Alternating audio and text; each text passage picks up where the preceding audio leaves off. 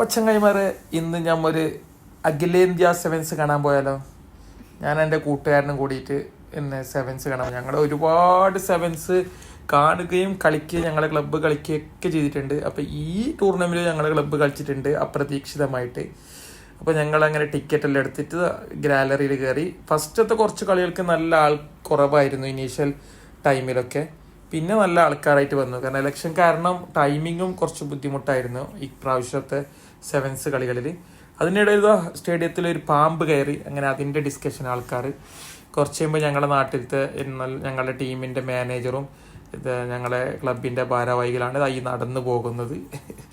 പിന്നെ കളി തുടങ്ങി അഖിലേന്ത്യാ സെവൻസ് നിങ്ങൾക്ക് അറിയുന്നത് പോലെ ഒരു സ്റ്റേഡിയം ഗ്യാലറി എല്ലാം കെട്ടി ഒരു സെവൻസ് ടൂർണമെൻറ്റ്.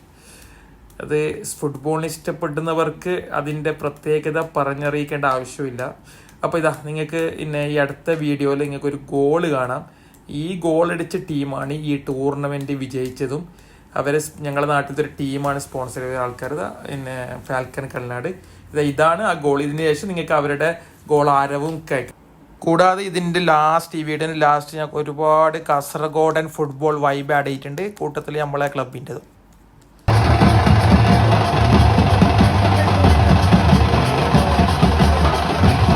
അങ്ങനെ ആ മത്സരം 1-0 തന്നെ അവസാനിച്ചു. 1-0, ഒരു ഗോളേ സ്കോർ ചെയ്തുള്ളൂ. പക്ഷെ നല്ല മത്സരം, അങ്ങോട്ടും ഇങ്ങോട്ടും നല്ല അറ്റാക്കിങ്ങും കാര്യങ്ങളും ഉണ്ടായിരുന്നു. അവസാനം വിജയിച്ചതിൻ്റെ ആഘോഷം. ഇവിടുത്തെ ആൾക്കാർ അങ്ങോട്ട് പോകും, അവിടുത്തെ ആൾക്കാർ അവിടെ നിന്ന് കൂകി വിളിക്കും.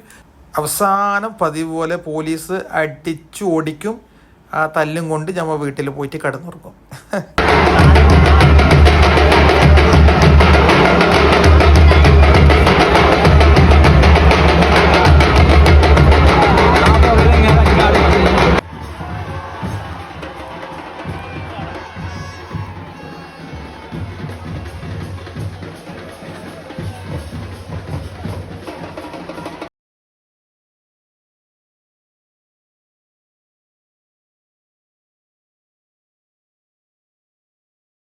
അവര് പറഞ്ഞ അവരാണ് ഏറ്റവും വലിയ ടീം, പക്ഷെ അവരിത് കണ്ടിട്ടില്ല.